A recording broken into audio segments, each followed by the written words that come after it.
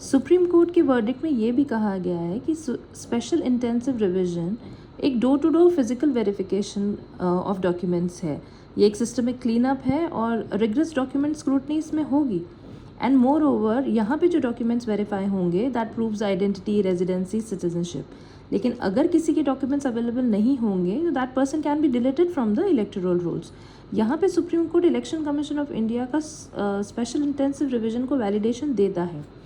But I have written but why it was also said that election commission of India, they cannot declare someone non-citizen as it has no authority to declare so.